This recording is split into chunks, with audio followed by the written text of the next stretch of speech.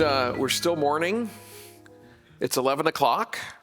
Let me tell you, well, first I'll just introduce myself. My name is Boz, or Basil Tchividjian, but to make life easier for all of us, it's just Boz.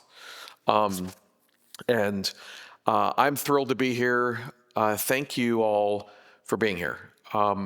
It starts like this, right? I mean, generally speaking, if I go to a group of people and say, hey, do you want to spend 2 days at a conference talking about child abuse and child safeguarding in the church? Most people have lawns to mow, paint to watch dry. It's not something they run towards, right? It's something they probably know that they should probably go, but it's a heavy topic.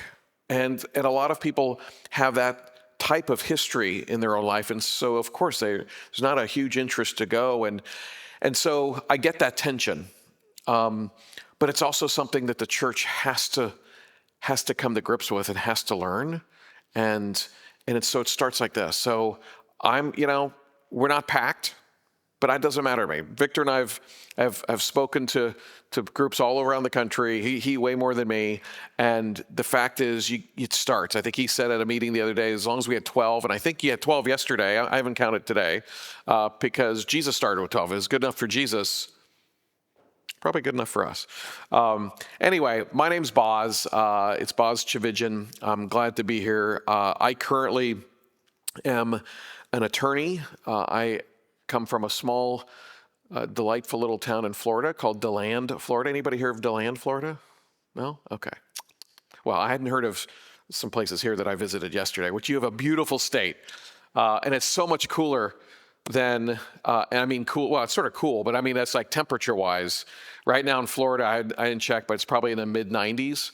So this is nice. Now, in February, I'm going to have a different opinion about this compared to where we are.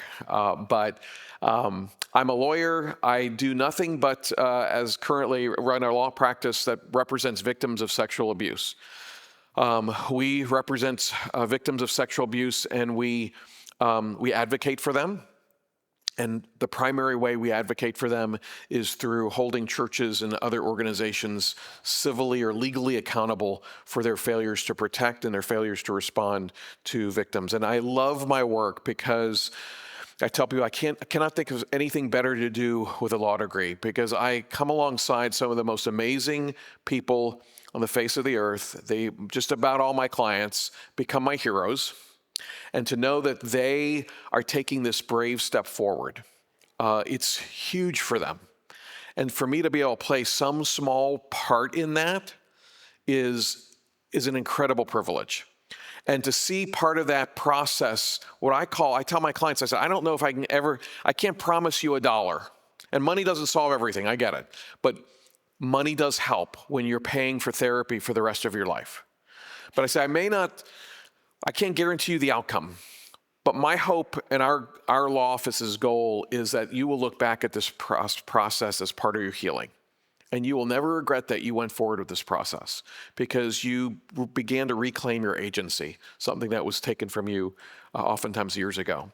And so prior to doing this, I, along with Victor, back in 2004, started the organization called Grace, which stands for Godly Response to Abuse in the Christian Environment. You can learn more about Grace at netgrace.org.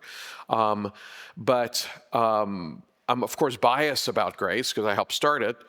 But it's an organization that really takes our passion of saying, man, the church should be a refuge. The church should be the safest community on the face of the earth. But it's not.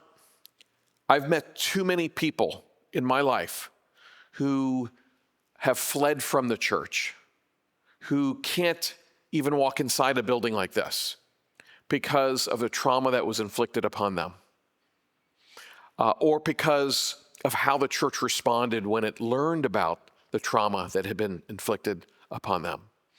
And I grew up in a Christian home. Yes, my grandfather's was Billy Graham, huge blessing to my life. We called him Daddy Bill. And so I loved being with Daddy Bill. I was pretty close with Daddy Bill. I had a pretty normal, I was one of 7 kids, so it was probably anything normal about that, but pretty normal childhood. My church experience was sort of conservative evangelical churches, but my mom liked wine and my dad would have, we weren't these fundamentalist, legalistic Christians, which I'm sure you have some in Maine. We have a lot in the South. We weren't that. So I didn't have this traumatic childhood in church. Church was a pretty good experience. And so it was when I got out, I had a family member who had been sexually victimized, so I was aware that this exists. But it wasn't until I got out and began prosecuting in Central Florida that my eyes were really opened to the horror of this offense and how prevalent it is in faith communities. And I won't go into that long story, but ultimately as a result of that, when I left prosecuting, I started the sexual crimes unit in our office. And when I left, I'm like, okay, God, what do I do with everything I've learned on the front lines? I mean, I've learned a lot. I didn't know I was going to learn all this. But as a Christian, what do I do with this? Especially so many of my cases were connected to faith communities. And so it didn't take long until 2004 we started Grace. It was, hey, take what you've learned on the front lines, connect with other people that you've been introduced to along the way. Victor Veith is one of them. Who have an expertise and a similar passion and a love for the church. And take that and go and teach the church. Go and equip the church. We all have our areas of knowledge and expertise. And I'm not a theologian, but I have a pretty good idea about this topic. And I also happen to love Jesus. So it's like, why can't we come together as a community and go, okay, what are the things we can learn from each other? And so to say to pastors and church leaders, hey, we may not be as knowledgeable as you are about A, B, and C, but we do know this. And this is really, really important. Because as I've said before, the protection of children and the protection of all people in the church should be part of the very DNA of your church. And if it's not, I don't know what we're doing. Because it certainly doesn't reflect the teachings and the life of God on earth, Jesus. So we started Grace 2004 and primarily focused on two things. One was to train and equip churches on child protection. We knew we wanted to cover all aspects of abuse, but you have to start somewhere. And the issue of child abuse and child sexual abuse has it has so many tentacles that connect to other areas of abuse. We said, let's start with us. And we did. We didn't know exactly how we were going to get started. We all met in a room in Philadelphia, cramped office of Dr. Diane Langberg. If you've never read any of her books, if you don't remember anything else, forget my book, maybe forget Victor's, buy one of Dr. Langberg's books. She's an amazing person. I call her the Margaret Thatcher of psychology. But we all started, and then we left all very excited. We started this new organization. Now what? Because we weren't getting calls, hey, yeah, we want to learn this. We were, sort of discouraging at first. And then around that same period of time was when everything blew up in Boston in the Catholic Church. And a lot of my Protestant friends were pointing at the Catholics going, oh, they're so terrible. How awful, which that was true. But I'm thinking, well, yeah, but it's going on in the Protestant world. And they didn't quite understand that. I'm like, well, I've just been prosecuting for the last 8 years, and I've seen it in a pretty small, populated area in Florida, and it's prevalent. If it's prevalent there, it's everywhere. So it took us a while, go to denominational conventions or meetings and speak, do a little bit of a lecture or presentation. And about 2008, we got a call from a missionary organization called New Tribes Mission. New Tribes Mission is a mission agency. Now they've switched their names for I think because of this. But they contacted us and said, we had a boarding school in West Africa, and all of our missionaries, we required them to send their kids when they got to a certain age to this boarding school. And there were allegations of physical and sexual abuse of these kids. We've since closed the boarding school because the country it was in was going through a revolution. But a lot of these kids are now older, and they're coming forward and they're really upset because they're saying we didn't protect them and we didn't deal with us. Would you guys consider looking into this? We don't think we're the best ones equipped to be investigating this. Would you consider doing that? And we came together as a board. I remember talking to Victor and Diane and all these amazing people as a board. And I said, we had no clue that anybody, like, this was not what we were going to be doing as Grace, doing investigations. But I said, well, Victor, you've been a prosecutor. I've been a prosecutor. We've got Diane, who's a clinical psychologist. We had a theologian on the board. We said, we really have, talk about an amazing multidisciplinary group who probably is as equipped or more than anybody else in the country to do this. I think we should do it. So we did, thinking it was going to take a few weeks. Over a year later, we finished our investigation. And as Diane, I said many a time, each of us left a little bit of our soul behind in that investigation. And I could speak the entire time about that, but I just don't have the time. But it was, for me, devastating to be privileged to sit in a room with so many amazing young people who had been so traumatized and whose lives had just been blown apart on the mission field. These kids had no choice but to go to this country in Africa. They had no choice when their parents had told to send them to a boarding school.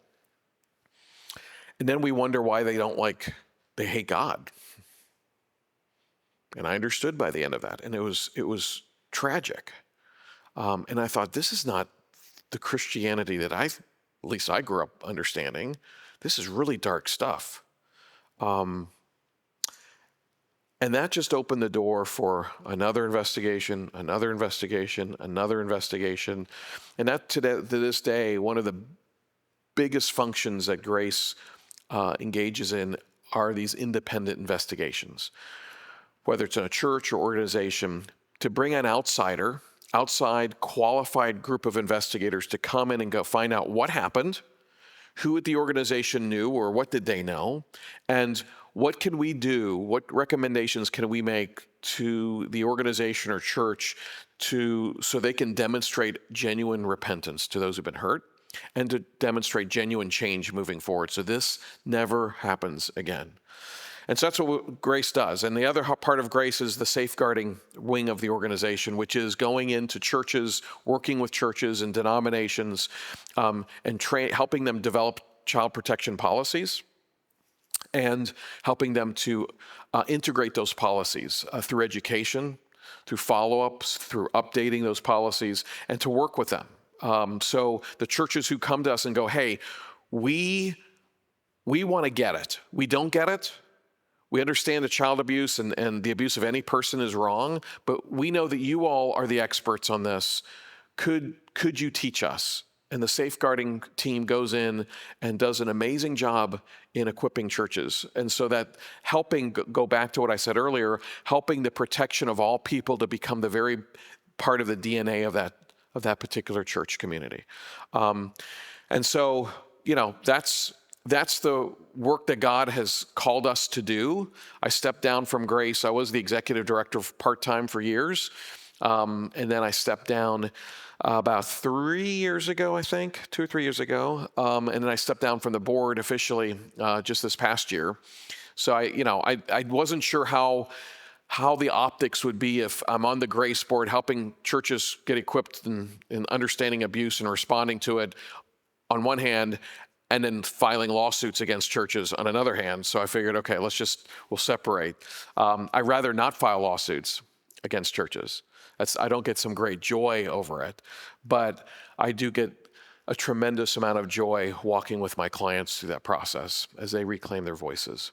Now, what I'd like to talk about today is before lunch, I want to talk through this, just get you started on this Battle Creek Church case study. Each of you have that? Have most of you read it? Okay. So I want to talk about this because a lot of sort of feeding off of what Victor has taught you for the past couple days is, okay, let's assume we get this and we understand that this is an incredibly important issue, and we put together policies and procedures and do all these types of things. So the preventive end of these things, we're doing pretty well, even though everybody has to learn, continue learning. What do we do when it comes to responding? Because I can just tell you from my own experience, what has a graver impact, in my own experience, in talking with survivors for the past 30 years, what has had a graver impact on the survivor than the actual abuse has been the way their faith community has responded to it. Not minimizing the trauma and the impact of the abuse, but most of my clients, most of the people that I have come to know, have grown up in the church in some capacity. And so when and if they felt like they could step forward to disclose what happened to them, they had the understandable but misnotion that the church would become their greatest advocate and would embrace them, advocate for them, support them, walk with them, and largely that hasn't been true. What's been true is the church, at least in the many people I've had the privilege of engaging with, has actually turned their back on them, blamed them, ignored them, vilified them.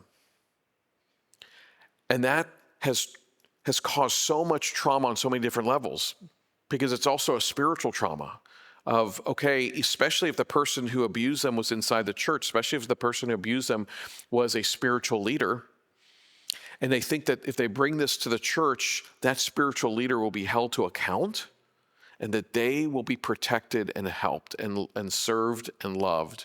And what they find is just the opposite.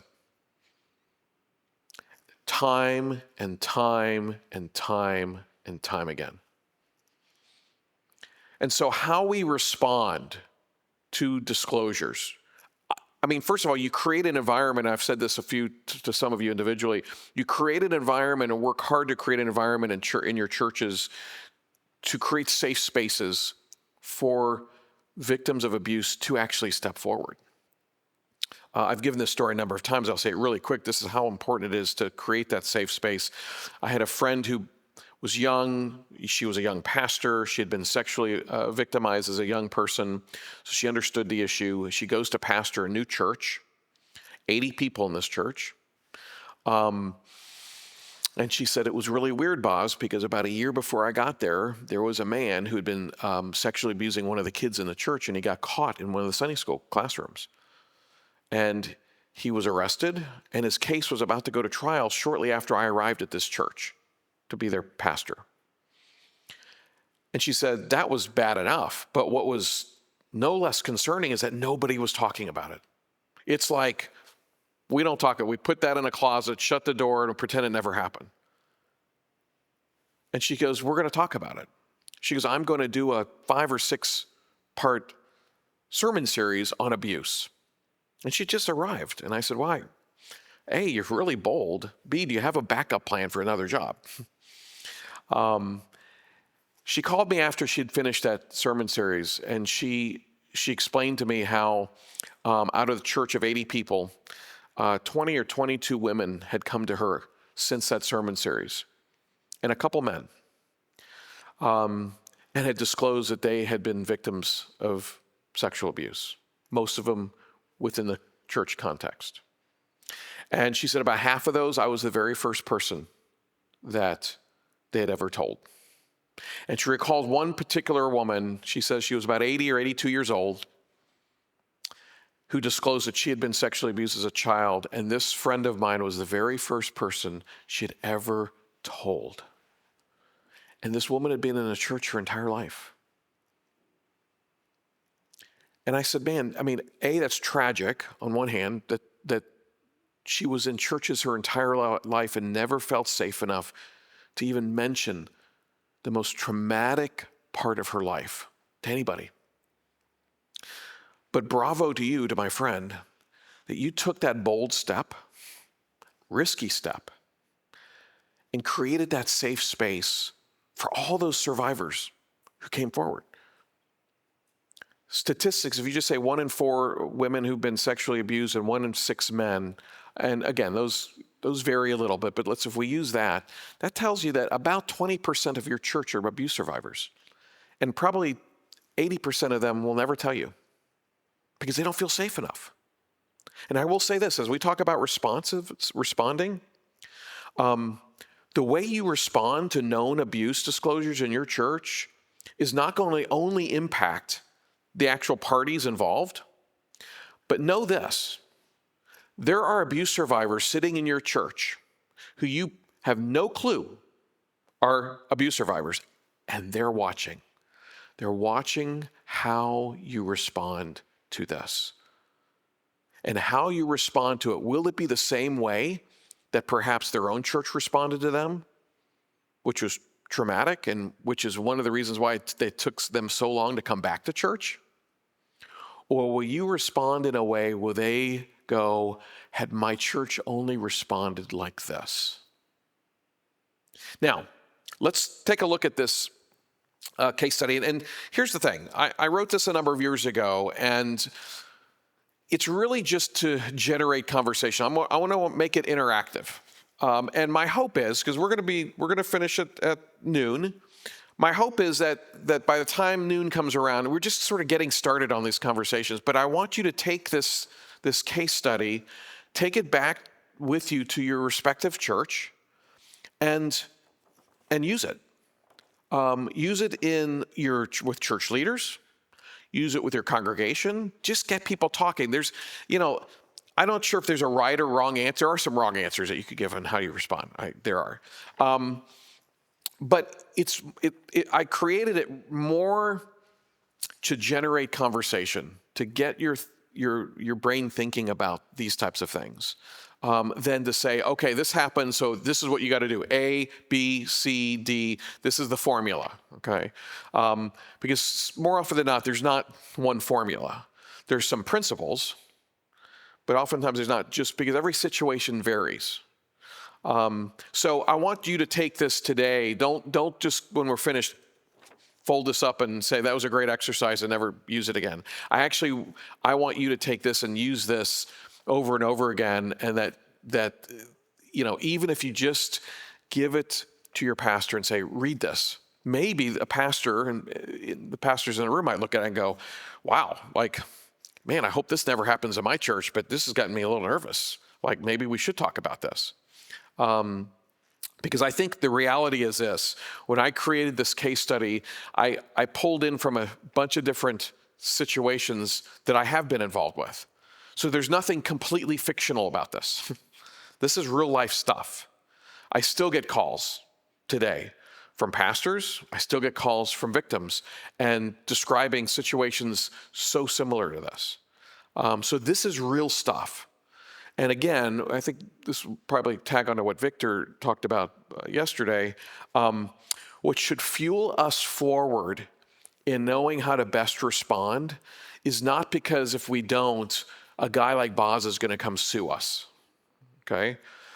What should fuel us forward in responding well is our love for those that God has placed in our path. The image bearers of Jesus that are standing right before us, our children, our congregants, those are our image bearers of Jesus. We're all created in God's image. That should fuel us.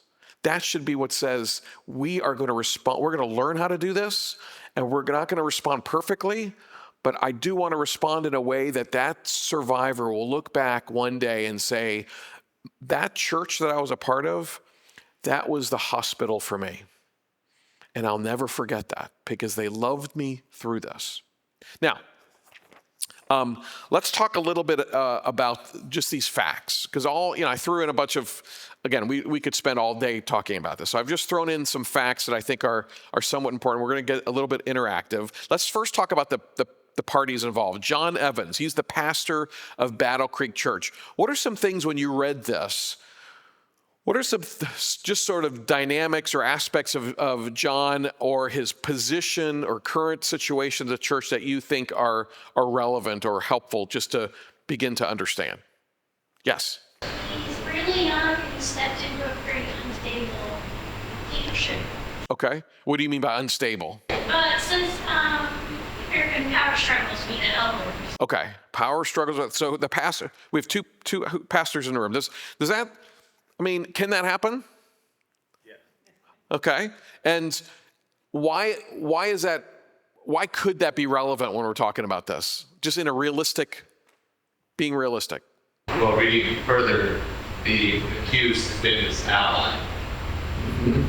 Along with the church leadership. So that's hard to. It changes the way he's automatically looking at the accused a little bit. Okay. Yeah, he has a relationship with the accused, number one, but not only a relationship, it's a relationship that has developed that in many ways has been an advocate for him in a pretty unsteady leadership situation. It's the one person that you could count on in leadership. So, I mean, begs the question, so why is that important?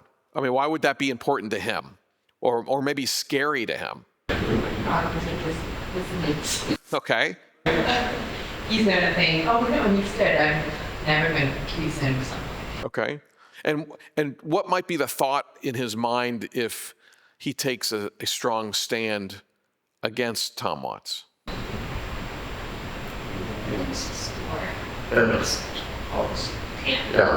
Yeah, his already vulnerable position in church leadership could become further weakened or just extinguished.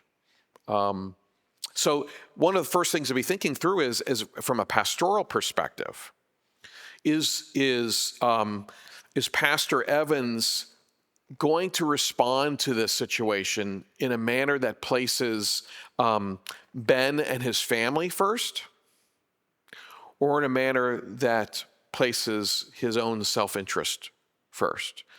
Because when pastors reach out to me with situations like this, one of the first things I let them know, and it's not something I like to let them know, but I say, listen, if you handle this, I think in the correct way or as best as you can, let me just warn you that you could find yourself without a job.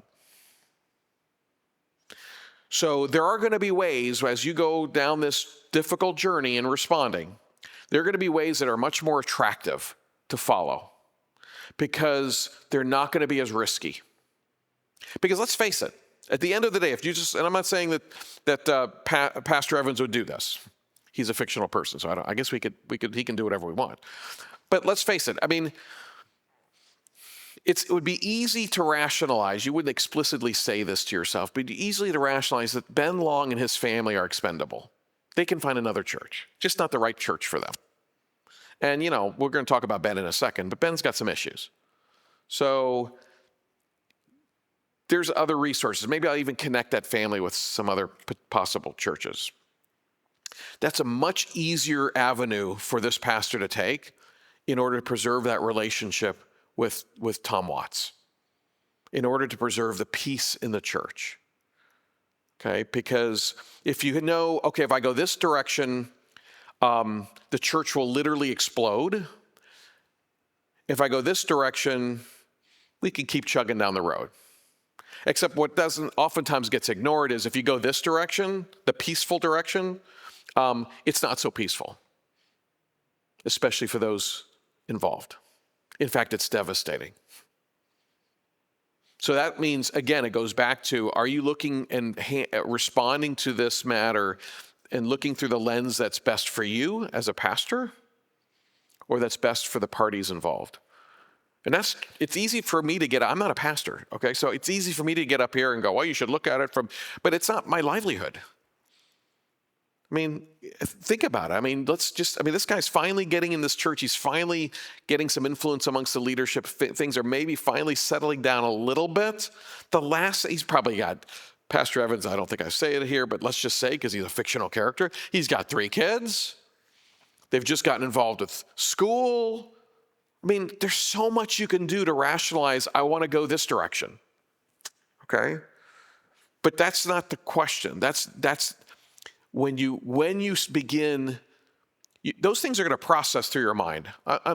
They will. But when you begin making decisions based on that, and then find yourself, maybe you don't think about it until later, rationalizing those decisions. Well, I got to do this for my kids. I got to do this for my family. That is going down a road it is again not loving the image bearers that Jesus has placed before you, his image bearers.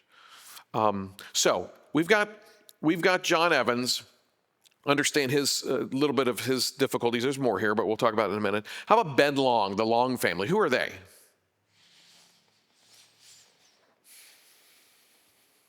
Been a long, upstanding family of the church, a pillar of the church, pillar family.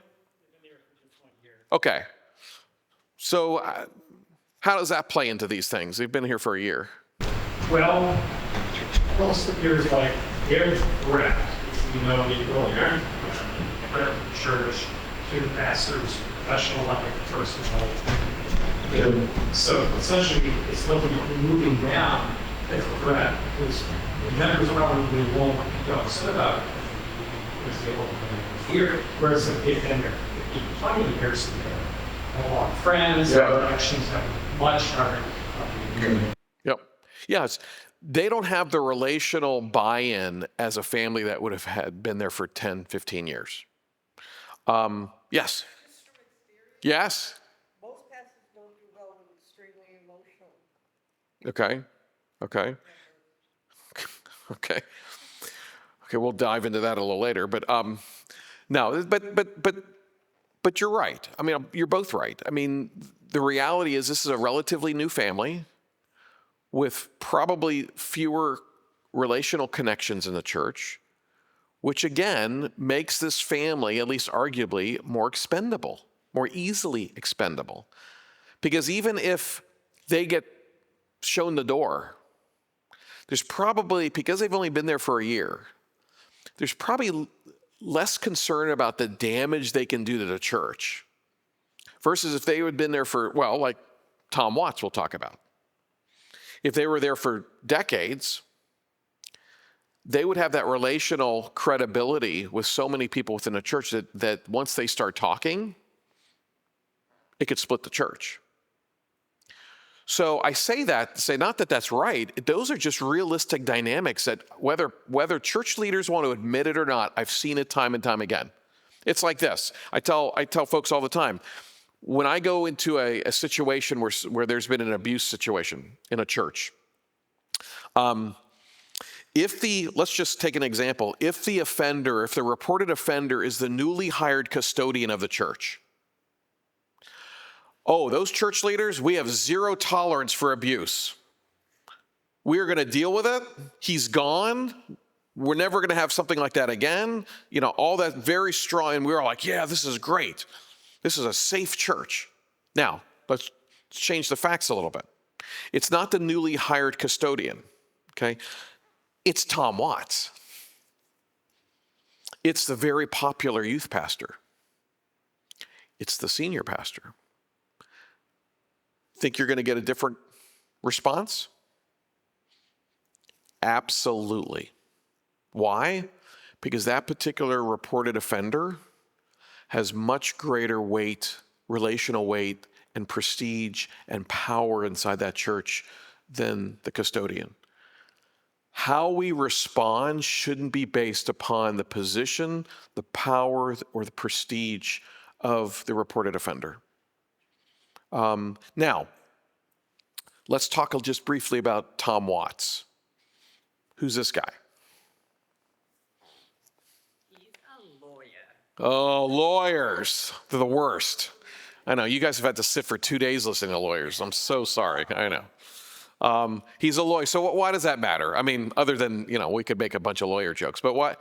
Legal experience, you can have this one has people that does that make often. Okay. What do you mean? Who's going to get sued? Church. Okay. Could that potentially influence decisions and how they're made? Yeah, one of the things I want you to scratch below the surface when you think through this situation and think of others is sort of the stated things and what's really going on. Because you might get some rationale about Tom Watts with leadership. Well, we got to do this, and Tom's been here a long time. We all know him pretty well. That's sort of the stated response. What's really going on sometimes is like, Tom can split this church and he could sue us all at the same time. Now, we're not going to say that explicitly because that just sounds bad, but that's what's going through our mind. Now, we come up with more nicer sounding rationales for why we might want to treat him with kid gloves, but that's oftentimes what's happening. This is a person of power. Unlike the newly hired custodian, this is a person of power, of influence. And we live in a society, because we're in a sinful society, inside and outside the church, that people with power often play by different rules, and we allow it. And Tom Watts is one of those people. So now we've got these three main characters or the families. What do we learn? What does Pastor Evans learn? He gets a phone call one night from Ben Long's father, and what does he learn?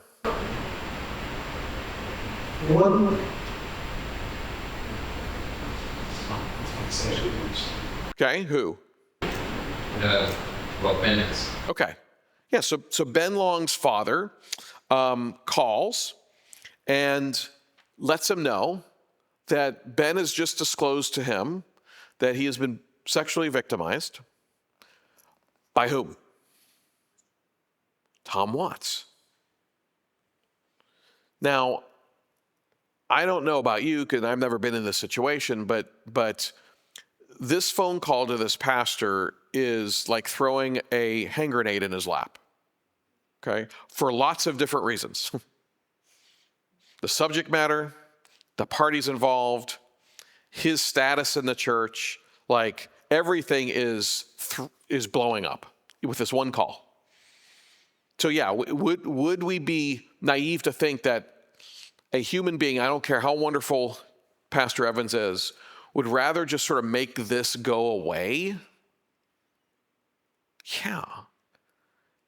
And that's why it's going to be critical for Pastor Evans to not just make decisions on the whim, not just make decisions like, well, I think we should do this. I think we should do this. Because even if he wants to, even if his heart's in the right place, he's going to be making decisions that ultimately are going to be biased, probably biased to protect him, even if he's not consciously making those. That's why I think, and this is not me peddling my book, because I think there are other resources, but one of the first question should be, does this church have a safeguarding policy guide? Does that safeguarding policy guide have within it how you are to respond to abuse disclosures? Because now, again, you can have the best policy in the world, and it's not going to dictate exactly everything you should do in every given circumstance. But it's a roadmap. And it's a roadmap that Pastor Evans could say, listen, I may want to respond this way, but we adopted this policy 6 months ago, and I'm directed to go to it and to apply it, whether it's the custodian or whether it's Tom Watts. So instead of now the pastor sort of making things, figuring it out as they go along, which is a disaster, they're actually looking to a resource that hopefully that church had spent time wrestling through and developing. That's one thing when we talk about policies and procedures, safeguarding policies and procedures. Just two quick things. Number one is make sure that you not only have preventative policies and procedures, but also have policies and protocols with regard to how do you respond. And the other thing is, don't just cut and paste them from other policies.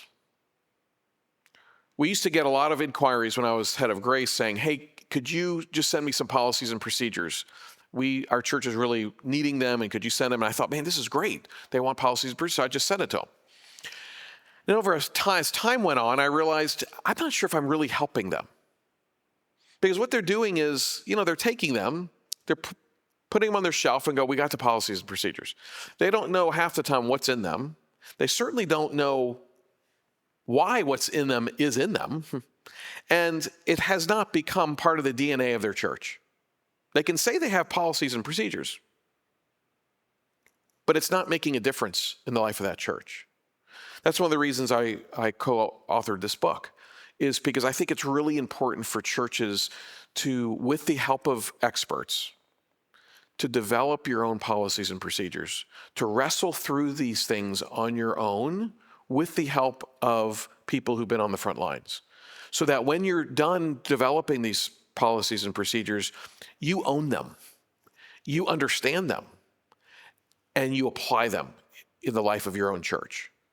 So hopefully, one of the things, as we talk about John Evans, is after he gets off the phone with Ben's father, is to go, wait a minute, what do our policies say about this?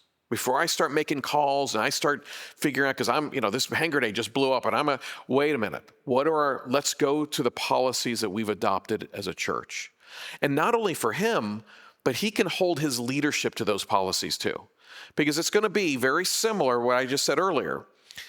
His leadership, if he brings his leaders together, absent Tom, and the reported offender is the custodian that you just hired, they're going to have some very strong words. He's out of here, just like I said earlier. We say, well, I hate to tell you all this, but it's Tom Watts. Oh, well, we've known Tom for a long time. He's a sweet man, and my goodness, no, he would never do this. And that kid's a problem. In fact, how can we protect Tom? I mean, Tom's a well-known lawyer in town. Like, his entire reputation, because of this kid with all these problems, is on the line. We have to advocate for Tom. I mean, I've seen that over and over and over again. But if you go, well, actually, that's great. Actually, it's not so great. Your response is a little troubling to me. But you know what? We've got a policy, and we're going to follow it. And we may not follow it. It may not direct us each and every step on what to do. But we are beholden to this policy. That's why we developed it for times such as this. That makes a big difference. Now, what are some dynamics here? Let's go back to this the scenario. Mr. Watts, Tom Watts, one of the things we learned is that he and John Evans have, as we said earlier, a good relationship between the pastor and one of the lead elders. He's been one of Pastor Evans' greatest supporters. But during all this, Pastor Evans remembers something. What does he remember? Anyone recall? Telling him about being accused of molesting a little boy. Okay. Yeah, he remembers that. He never confided this to anybody else. Except the pastor. Yeah, so he again, it's one of those conversations. I think all of us probably have that in some time in life where somebody says something to you and it's not a big deal, and then maybe something happens and you look back on a conversation and go, oh, okay, that conversation is a little bit more concerning than I thought at the time. Because at the time, John Evans is probably thinking, I'm guessing, but since he's a fictional character, I can be right. He's probably thinking, wow, this poor guy. He got unfairly accused. I'm so glad he felt comfortable enough to share this with me. It actually created a closer bond between the two of them. If you're really thinking about it, this is not a coincidence for Tom Watts. Okay? That's one of the reasons he's got this strong relationship with the pastor. And it's primarily started with him sharing something deeply personal. It's the very first time he's ever shared this. And he's a lawyer, yeah.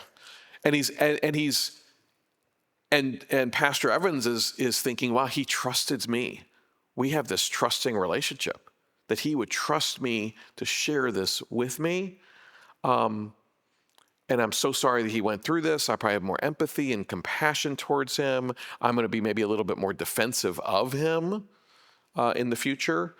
All those things are going again in Pastor Evans going through his mind, along with the fact that, hey, this guy's my greatest advocate on the session, and he's a lawyer, and he's an influential lawyer, not just in our church, but in this community.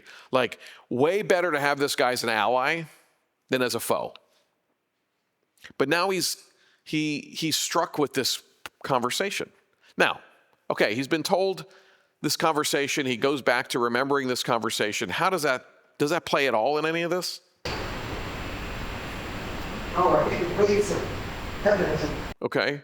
What do you mean weights it? I'm thinking that, I think we talked from my experience, Yeah. and working in circus, and we should, I don't know, I'm a therapist, so. Thank you. Basically, a lot of most of the pastors that I've had interactions with, incredibly supportive of the male counterparts, especially when they share personal, deep, secrets, and really want to walk them through the whole process to do. And it's a very honoring thing. It has a real heavy weight because men don't share. Yeah. Okay.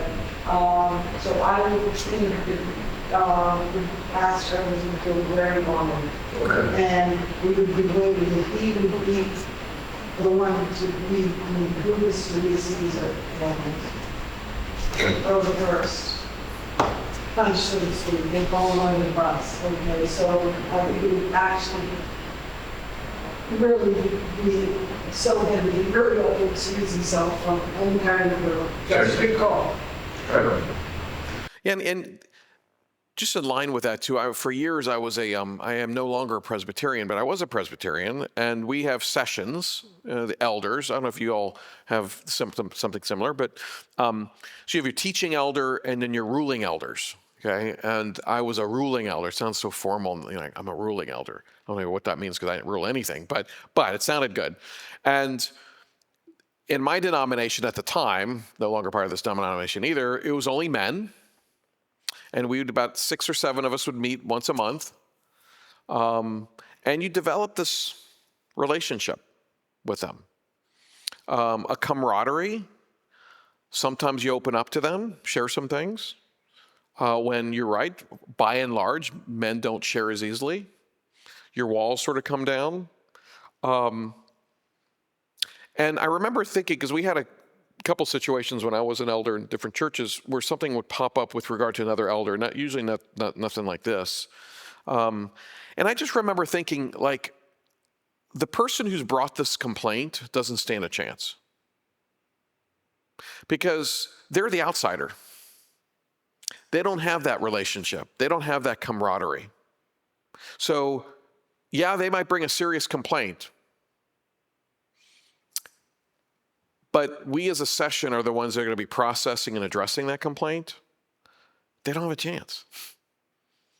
Because we're like this band of brothers, and here's this person, even if they're in our church. This is all that much more in this situation. But now the question is, with his prior knowledge of Tom Watts, his disclosure, it shouldn't change how he does things. But internally, begin thinking like maybe even a bigger struggle Pastor Evans is having now internally, because he's now remembering this conversation, and there's a part of him going, oh my goodness, what do I do with that? But man, this guy's still my greatest protector. He's still my person on the session.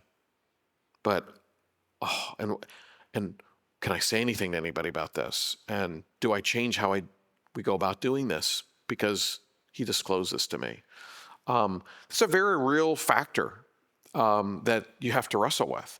Again, it goes back to the value of having a policy. Again, not that the policy will answer all of the questions, but man, it takes having a policy put together when you're not in 911 mode. You talk to most people who've done that and then do find themselves in a 911 mode, they're so grateful they did that. They're so great because it takes a lot of the subjective pressure off and goes, no, we're just going to follow this. And whether you like it or not, it's great value. But he's disclosed, yeah, Dana. I was going to say, it takes the emotional connection out of it, because he said that after I was considered Tom Watts a close personal friend and mentor. So there's that emotional connection to it. Yeah. And if you've got that policy to your approach, you can go to that. Knowing that in every situation, at least roadmap, and it helps take that emotion out. Yeah. No, great point. So, okay, he gets off the phone. Well, one of the things we learned during the conversation that Ben Long's father has with Pastor Evans is not only the disclosure that Ben has made with regard to Tom Watts, but what other things does he share with Pastor Evans about Ben? Like the previous youth pastor, Okay. we should choose back. Okay. Why is that? Is that a? So maybe I'll think of a legal term. What's the relevance of that? Motive. Okay, motive of what? Well, why we could add suspicion to why they might be abusing these disgruntled about Okay. what had happened, and maybe these once youth pastor come back, so it could. Yeah, in fact, he says here, Ben has repeatedly told a number of people, Mr. Watts just isn't like David, the previous director, and that he wishes David would come back. And so does the news. Huh? Yeah. Yeah. It says me a whole lot of that. Yeah. No, you're right. So this is being said, and again, if you're the pastor, because one of the things that you have to understand, and we'll talk about this a little bit later too, is you have to ask yourself, what is the role of the pastor and the leadership of the church? Is it an adjudicator of guilt or innocence? Are you to go determine whether, is it your job ultimately to determine whether or not Tom Watts committed this offense? No. Why not? Aren't we supposed to be finding the truth? God gave us everything as a choice to do that. Ooh, good answer. Okay. She said, well, go ahead and say it again. God gave us the government as a tool to do that. Okay. Yeah, and ultimately, one of the things you have to think through is ultimately, whether he did this or not is relevant, but is that really our ultimate concern at the moment? But there are a lot of church leaders I've talked to who, when we have this type of session, will say one of the first things they'll go do is they're going to go they want to speak with Ben. I'm like, well, why do you want to speak with Ben? I get a sense, I can talk to him, and I've been a pastor for a long time. I get a sense of Ben's making this up. And again, the rationale, you might go, that's ridiculous, that sounds terrible. But the rationale, think about this. The rationale is, well, before we destroy this man's career and his reputation and all that, again, that's a veneer for like, okay, I'm protecting myself. But before we destroy this person's career and all that, I think if I eyeball this kid, I want to get a better idea. Yes. Can you give us statistics or anything you have about the falsely accusing thing? Yeah. I think that's the biggest issue. Yeah. We don't want to falsely accuse ruin his life. How many times is it a false accusation? Or how many times actually? Yeah, no, it's a good question. So I'm going to answer that question. The only thing I would say is this, because that's helpful. That's helpful, especially when you're having conversations with other people. But again, I'm always, in a scenario like this, I would be reluctant to have those conversations. If I was sitting on the session and somebody said, well, what about false? I'd be like, wait a minute, now you're going down the road of trying to make adjudicate a determination. That's not our role. Okay. But having said that, there's some studies anywhere between 3 and 7% of disclosures aren't credible or are false. I don't know, Victor, if you know anything more than that. That's just anywhere between 3 and 7% of disclosures are false. At least that's one study I read. But First of all, it's a hard thing. Yeah. But some of the studies happen slow to Okay. So it's a pretty small, even if you take 7%, because I get people all the time, yeah, what about false allegations? Like, you're right. I mean, as a prosecutor who sent people to prison for many years for this type of offense, I can't even begin to fathom playing a part in putting an innocent person in prison. But what I tell a lot of folks is that so oftentimes, at least my Christian friends, they would rather put 93% of the emphasis, they would like to spend 7, or let's just say 6, so we 7, okay, 7% of their, 100% of their time talking about the 7% than the 93%.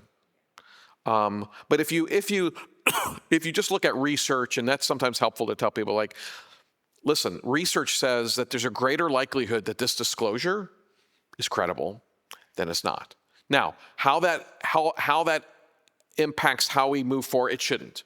Okay, we should not be moving forward on that basis, because otherwise then what happens is you become adjudicators. And church leaders, because I was one of them, I always say that the one of the greatest dangers is the combination between arrogance and ignorance. If you add arrogance plus ignorance, it's danger. And church leaders, at least a lot of them, we fall into that category because we're leaders of the church. We're the spirit. When I was on the session, I was a spiritual leader of the church. There's a level of, it should drive me to humility, but there's a level of arrogance that comes along with that. And not only arrogance, but you combine that with ignorance, and now you're making decisions that you think are great, you think are wise, but they're actually really, really hurtful because they're based out of ignorance. Yes? I was going to say, as a therapist, Yeah. that 7%, that's a red flag. Yeah. These are okay. Yeah. Don't make accusations like that. Yeah. And just on a side note, let's say he is making all this up. That should be just as concerning. And you're ministering to this family, and the decisions you make are no less important. So he gets off the phone.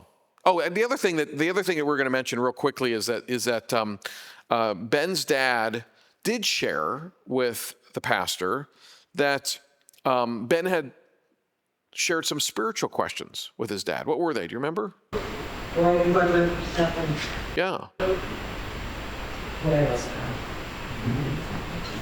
Are those normal questions, you think? It would be pretty normal for a kid to ask who've been going through this, been going to church his entire life. Suddenly this trusted leader at the church is perpetrating this type of offense, crime, and going, wait a minute, I mean, why did God let this happen? You told me that God loves me.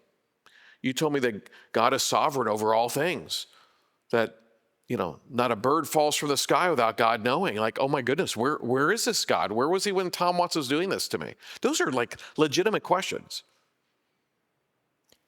And I don't really have great answers for him. I can come up with some great spiritual, my Presbyterian buddies would come up with some wonderful theological stuff, muckety-muck, that sounded really good maybe in an academic paper, okay, but aren't helpful, and when all said and done.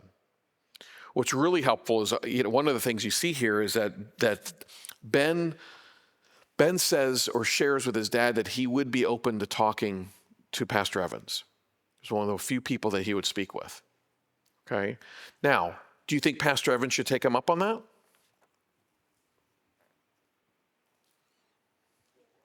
Okay.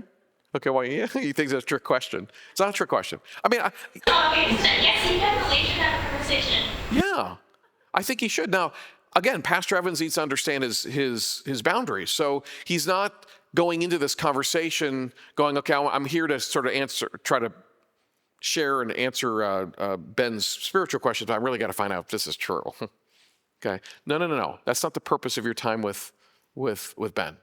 Your time with Ben is to be present, to grieve with him, and to let him talk and share those questions. And your role is also not to answer all of his questions.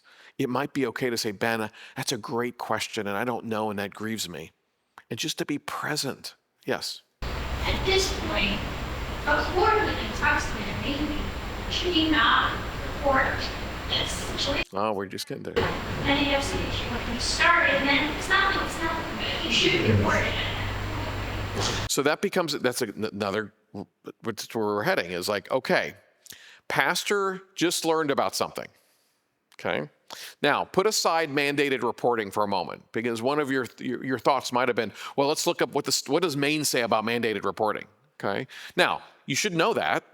I'm not saying you should not be ignorant of the law, but if you're gonna not report or report based on what the mandated reporting law says versus saying what's the right thing to do here, rather mandating, even if I'm not mandated to report, should I report?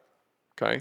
Now, I would say obviously if you're mandated to report, you should report regardless, and you should be familiar with whatever those laws are. But even if you're not, then you've got to think about that and go, okay, wait a minute, do I report this? Now, I think the simple answer is, heck yeah, okay? You've just been disclosed a disclosure of child sexual abuse, yes.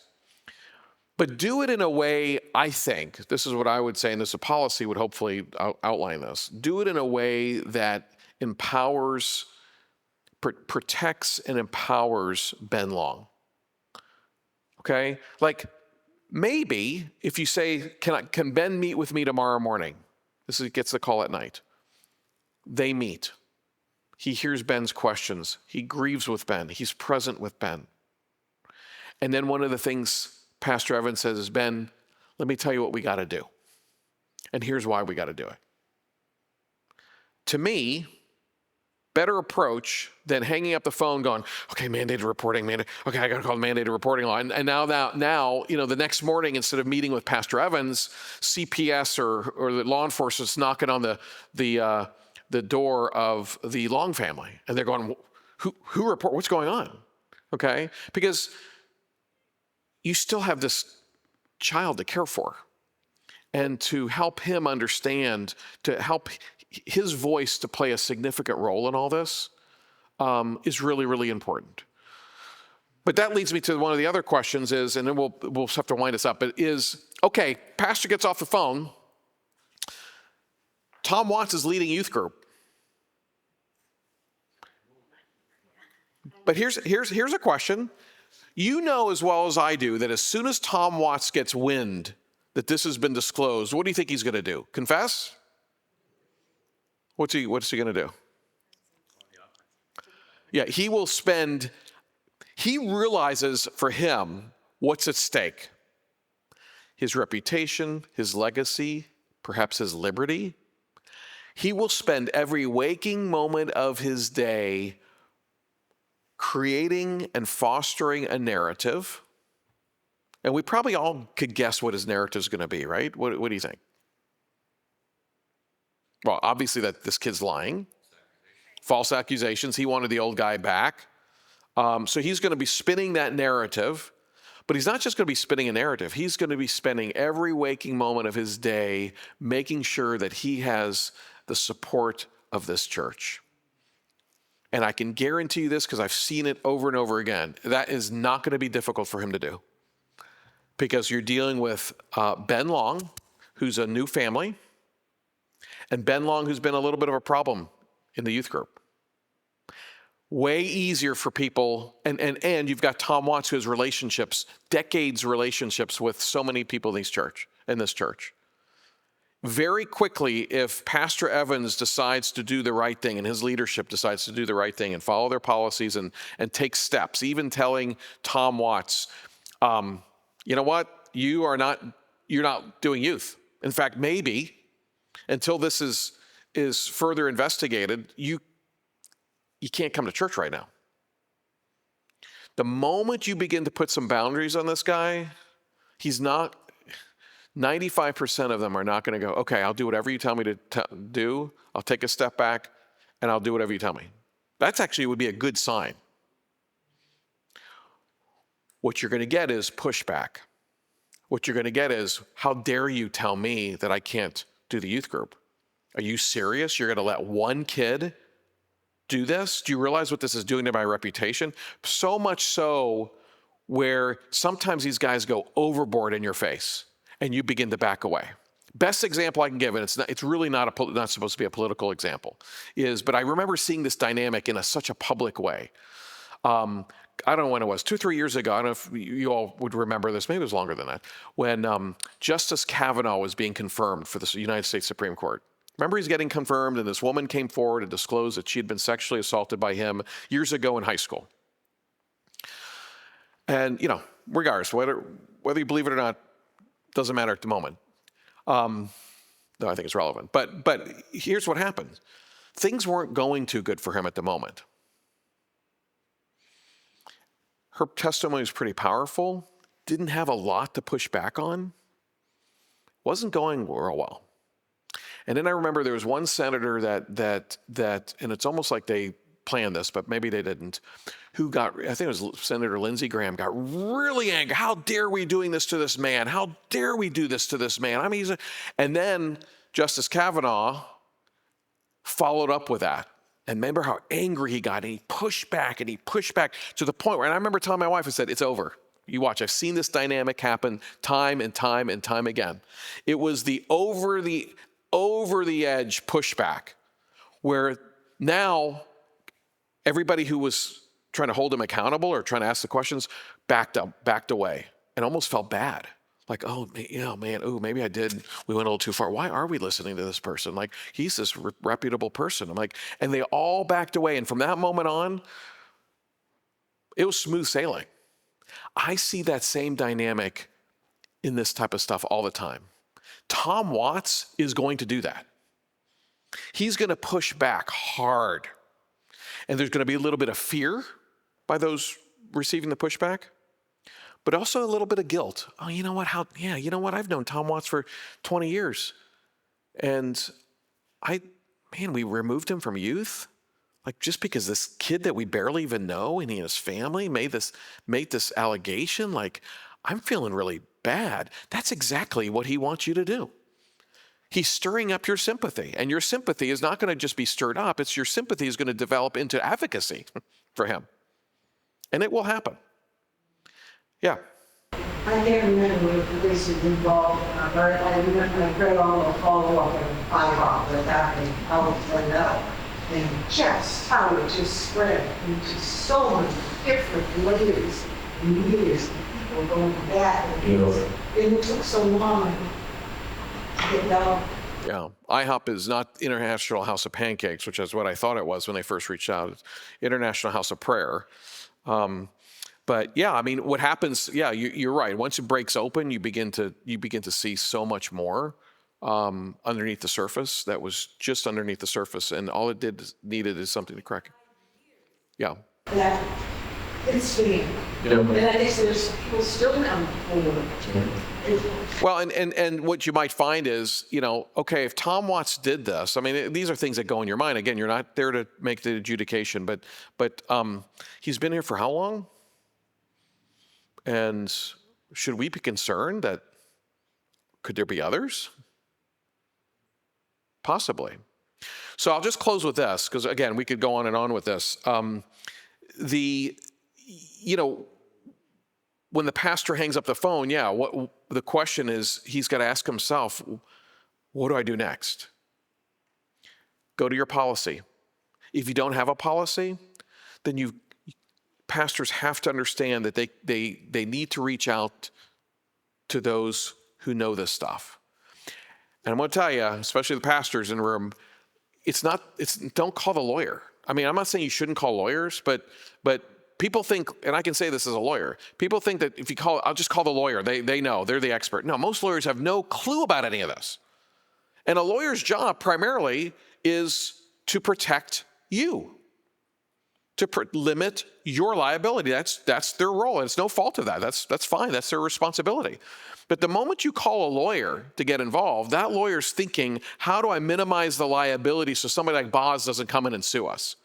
That lawyer's not overly concerned about the Long family or the spiritual impact that's going to have on this family. So No, when I say reach out to experts like Grace or Victor or Zero Abuse, where you go, okay, you know what? We wanted to put a policy together. We didn't get it together in time. This thing has exploded. I am not walking this journey without the assistance of somebody who's walked these journeys many times in the past.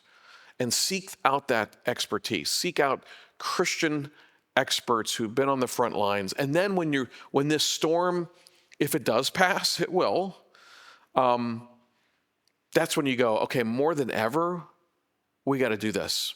We've been talking about putting policies together. We're going to put policies together because we're not going to find ourselves ever in this situation again, because it's not fair to the people who've been wounded. We're there to protect them. We failed in that, and we're there to respond in a way that helps contribute to their healing and let them know that we love them. And that was a bit clunky this time, and we made some bad decisions, and we want to learn from them. And so we're going to do this. We're going to put something together that is informed and is going to be helpful for, God forbid, this happens again. But it very well could happen again. This was just touching the surface of this. I just take this to keep a conversation going in your churches. And it shouldn't just be for leaders. I think it's great that these type of conversations take place amongst congregants too, amongst parents. Like, get them thinking, because one of the things you'll find even if you just sit down with your leaders, is I've found this with a lot of church leaders, is when I start asking questions about this, you begin to learn the mindset of some. You begin to learn some of their false understandings of issues related to abuse, and it's a teachable moment. So you might have an elder, like I told you earlier, I'm going to go interview Ben Long. Once you're finished talking through it, now that elder's like, oh, I would never go interview Ben Long. That's not my role to do it. But it's a teachable moment. And I think that doing that not only with church leaders, but congregants with something like this, so you're not doing it with real life situation, you much rather do it with a case study. Because case studies, you can make mistakes and you can have wrong answers and you're not decimating lives. But in real life, the decisions you make can make a lifetime of difference for the good or for the bad to those you're serving or trying to serve. Okay, so Catherine, I think we are lunch, is it? Yeah, lunch now, going to tell us what to do. That's what happened when I was in law school. That's the law professors would always just ask questions and be like, yeah, but I want the answer. And be like, oh, well, what do you think the answer is? Well, okay, let me close with this. I'm not going to spew. Let me ask you all this. Let me ask you, let's play law school for a second. What's the answer? What's the answer? Yeah, what do you do? I like what you said about making a plan to tilt the bed on in the morning. You know what, I would go to sleep after. How would you sleep after? Have a drink and go to sleep and then go, yeah, okay. So I do have a question about that though, because yesterday you said that you were talking to first, and you write down everything what's happening. And then later on they talk to the Is this the second yes, there were things that were wrong. Yes. Oh, okay, so this is the end of it. So it's right things you talk to. Is this the one? Or like, how does that? So I would say to this is, I'm not interviewing the boy about what happened. Okay.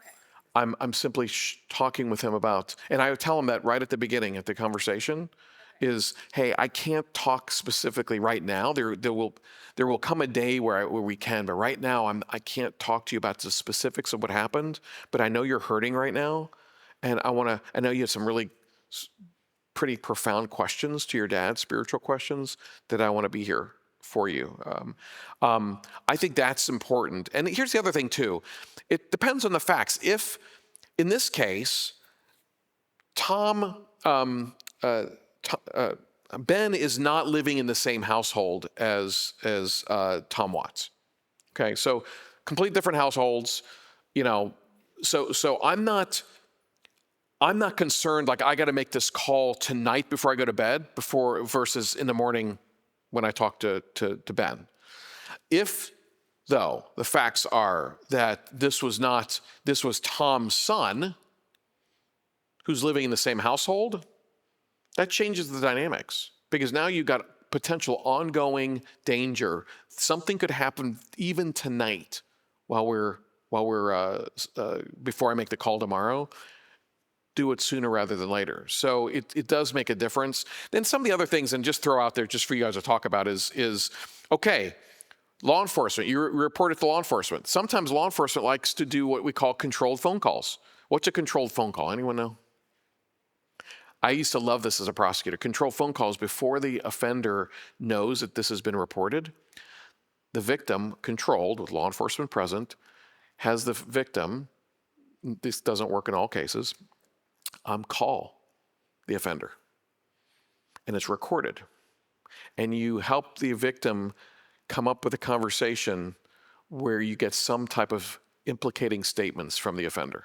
So the most common one was, when I was a prosecutor, is a victim who's a little bit older now, maybe not this kid's age, but who's come forward and says, I was sexually abused by my uncle.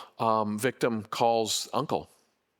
It's all recorded. Hey, I'm getting, you know what you did? I'm getting therapy, and one of the things my therapist has directed me to do is to call you and to just ask you why you did this.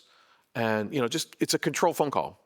And you oftentimes will get the offender, because they don't know it's being recorded, they have no idea, will say some pretty implicating things, which is hugely helpful as a prosecutor.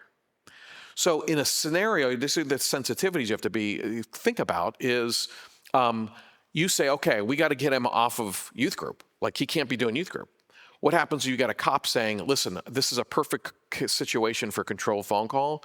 We're actually going to have Ben's dad call him, not Ben, but we're going to record it. But if you tell him tomorrow that he's out, he's been accused and he can't do youth, the cat's out of the bag. And that control phone call, which could make a difference between a conviction and an acquittal, is out the window. So what do? That becomes a really very real question. What do you do? And so then you have to think through working with law enforcement to go, okay, is there a way, at least when are you going to do this call? Because it's going to happen soon. Because this is going to get out at some point. And second of all, is there a way that we can have Tom not do youth group this week? Let's say the cop says it'll be done before Friday, and this is Monday, and you have youth group on Wednesday. This will be done before Friday. Are there creative ways, and I can come up with some, but maybe you as a leadership, are there creative ways that you can, for this week, not have youth group? Again, working in conjunction with law enforcement, having those relationships. And the last thing I'll just say, and let's go, is and Victor may have touched on this yesterday, but having relationships with your resources in town, not just with advocates, but also with law enforcement, is really, really helpful. We live in a day and age where churches are growingly like, we don't want anything to do with government. We don't want anything to do with police. Law enforcement has nothing to do with us. We just need to build these walls between us. And I understand some of the arguments between that, but what that ultimately does is we're missing out on a huge resource. If you had developed relationships with the local police department, just some relationship, when this happens, you're going to be really glad you did. Because then you can have those conversations with the investigator. I get your control phone call, and you got to do what you got to do. We're not stepping in the way of your investigation, but you also have to understand our position. We've got this guy who's leading our youth group, and it's Monday, and he's got youth group on Wednesday. What do we do? Can you talk to us about this and talk through, and maybe they help you generate a plan of either, hey, we got to cancel youth group, come up with something to protect the kids in the youth group, but also not getting in the way of the investigation. Because one of the worst mistakes churches make, I think, in the response, other than failing the victim, is they step in the way of law enforcement investigations. And your job is to step out of it. That's why you don't go do the interview and ask him what happened, because now you've got another disclosure that you're going to have to turn over. And if he said, I was wearing a red shirt, and later on he says a blue shirt, they're going to make a big deal about that. So that's getting in the way of law enforcement. Our job is not to interview, just like you said, that's the government's role is to do that. And I want you all, when you talk about this case study in the future, I do want you to wrestle with this one. This is probably the most complicated question that I won't answer. And that is, what happens if law enforcement does their investigation and you talk to the investigator because you've developed a relationship, and the investigator says, there's just not enough here for us to move forward with prosecuting Tom Watts, so we just can't do it. What do you do next? Okay, with that, should we pray for lunch? Okay. I know it is me. Okay, I'll pray if that's okay. Father, we thank you for another day of life. We thank you for each breath that you give us. Each breath is a gift, and we forget that so often. Thank you for each person in this room, for the journey that each person in this room has been on, the journey that brings them here to this day for such a time as this. Lord, we thank you for this precious group of saints and pray that what we've talked about today and yesterday and